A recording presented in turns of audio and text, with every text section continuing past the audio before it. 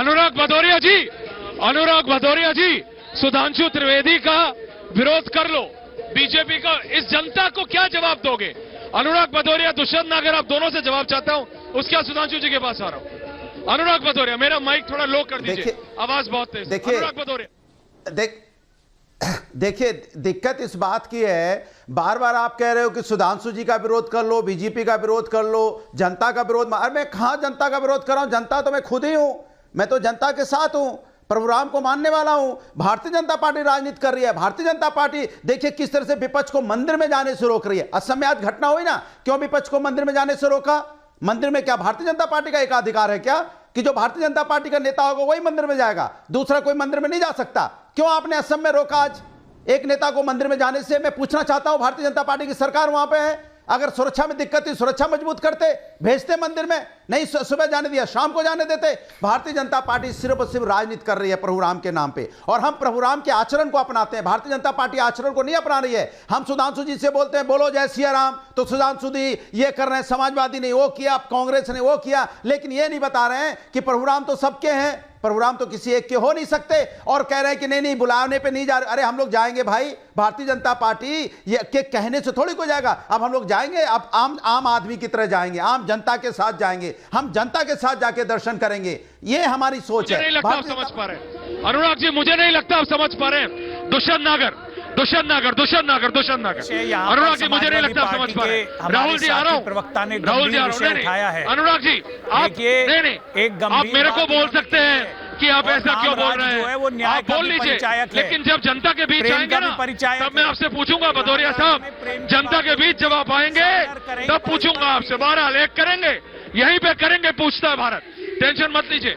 सुधांशु जी तो आते रहते हैं, आपको मैं बुला लूंगा एक दिन, और फिर जनता का जवाब आप ले लीजिएगा।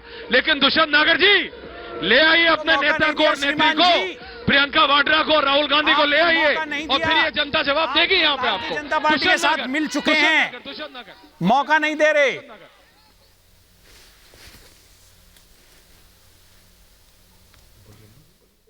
कट गया क्या? मैंने एक प्रश्न, हमारे साथी प्रवक्ता ने एक प्रश्न पूछा, राम तो न्याय के, प्रेम के परिचायक हैं। जब कांग्रेस के नेता जाना चाहते थे आसाम में, तो उनको क्यों नहीं जाने दिया? क्यों बात नहीं करते? उसका जवाब नहीं दे रहे। 20 से 25 वर्ष की आयु के जो युवा हैं, उसमें बेरोजगारी 44% बढ़ गई है। भारतीय जनता पार्टी जवाब नहीं देती। ये जो जनता बैठी है, इसे रोजगार भी चाहिए, रोजगार पे जवाब नहीं देंगे, गोल गोल घुमा देंगे। 17, 18 और 19 3 तारीखों में जनवरी माह के, लीजिए जरा एक बार वहां से कैमरा घुमाओ, जरा वहां से कैमरा घुमाओ और यहां पे ले आओ, जरा वहां से घुमा के यहां ले आओ। दुष्यंत नागर को जवाब मिल जाएगा। सुधांशु जी, आज आप जो जवाब दो, उससे पहले जनता जवाब दे रही है। ये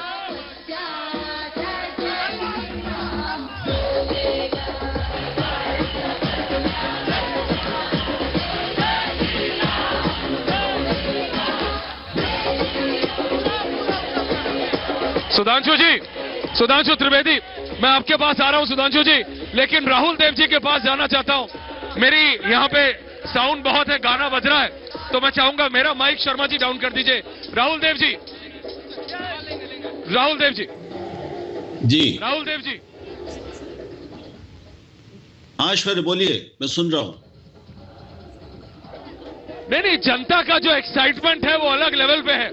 जनता ये नहीं देख रही है कि आप क्यों विरोध कर रहे हैं, आपके विरोध करने में क्या तर्क है। 22 को नहीं 23 को आऊंगा, 24 को आऊंगा, 26 को, वो ये देख रही है कि आप या ये राजनीतिक दल, आप नहीं, आप आई मीन ये जो विपक्षी दल है, ये क्यों 22 आज के दिन नहीं आए, ये बहाना ढूंढ रहे हैं। किसी से भी बात कीजिए, अलग ही माहौल है राहुल जी। मैं देख रहा हूं ऐश्वर्य, और ये भाव मुझे भी दिख रहा है। मैं उसको देख ही नहीं रहा हूं, उसको महसूस कर रहा हूं, और मैं भारत की जनता के इस भाव को, उसके इस प्रेम को, राम प्रेम को समझता हूं, और उसको मैं उस आस्था को प्रणाम करता हूं। राम की बात जब होगी तो इस देश का मन और प्राण ऐसे ही उमड़ेगा जैसे आज उमड़ता हुआ हम देख रहे हैं, और मेरा भी प्राण मन ऐसे ही उमड़ते हैं।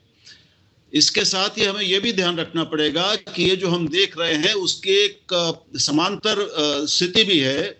उसमें हम राजसत्ता, उसमें हम इस देश में लोकतंत्र में, इस संवैधानिक लोकतंत्र में चुने हुए एक प्रधानमंत्री द्वारा एक धर्म की, इस बहुधर्मी देश के, बहुधर्मी राष्ट्र के एक सबसे प्रमुख बड़े धर्म के कर्मकांड के साथ अपने को एकीकार करने का जो हम ये छवियां देख रहे हैं, इसका जो एक दूरगामी संदेश है, जिसका सूक्ष्म संदेश है, मैं अभी निश्चित नहीं हूं कि ये हमारे लोकतंत्र के लिए, हमारी सांस्कृतिक बहुलता के लिए और सबको आश्वासन देने की, सबको अभय देने की हमारे प्रतिबद्धता के लिए बहुत अच्छा संकेत है। मैं समझता हूं कि अपनी सारी भक्ति के साथ, निजी भक्ति के साथ, पार्टी भक्ति के साथ भी हमको जब हम नेता हमारा सार्वजनिक आचरण करे तो उसे सबके प्रति समदृष्टि वाला, सम आचरण वाला दिखना चाहिए।